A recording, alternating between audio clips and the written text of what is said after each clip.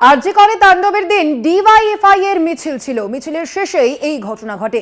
DYFI এর ভূমিকা খতিয়ে দেখছে কলকাতা পুলিশ। তলব মীনাক্ষী মুখোপাধ্যায়, দেবাঞ্জন দে, দীপু দাসকে। কথা বলবো, ফোন লাইনে রয়েছেন প্রতিনিধি রিয়া মাঝি। রিয়া, ঠিক কি কারণে এই তলব করা হয়েছে, কি জানা যাচ্ছে এখনো পর্যন্ত?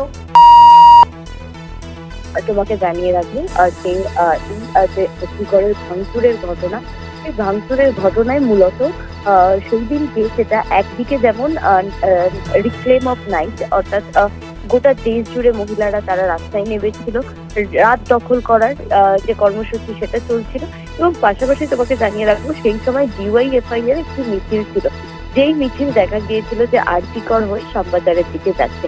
এবং তদন্তকারী আধিকারিকরা তারা যেমনটা জানাচ্ছে বা যারা প্রত্যক্ষদর্শী তারা যেমনটা জানাচ্ছে যে যখন এই ডিওয়াইএফআই এর র্যালিটা যাচ্ছিল আরজি কর থেকে শ্যামবাজার, সেই সময় র্যালিটার একদম শেষের দিকে যখন আসে সেই সময় কিন্তু এই যে পুলিশের সঙ্গে ধস্তাধস্তি বা ব্যারিকেড ভাঙা এই কাজ কিন্তু সেই সময় শুরু হয়।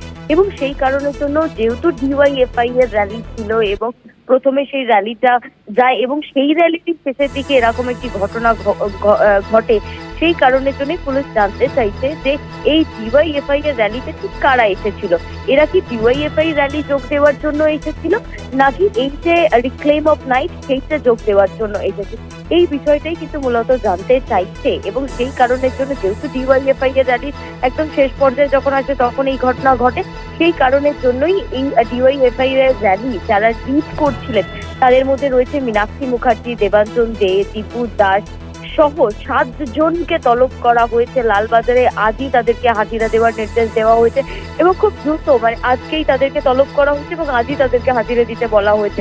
এবং তার মধ্যে তোমাকে জানিয়ে রাখবো পৌলমী মুখার্জি, বিকাশ এবং বর্ণা মুখোপাধ্যায় এই যে যারা একদম নেতৃত্বে ছিলেন সেই 7 জনকে ইতিমধ্যেই তলব করা হয়েছে এবং আজই তাদেরকে হাজিরা দেওয়ার নির্দেশ দেওয়া হয়েছে। ধন্যবাদ তোমায়। আমরা কথা বলছিলাম, ফোন লাইনে ছিলেন প্রতিনিধি রিয়া মাঝি।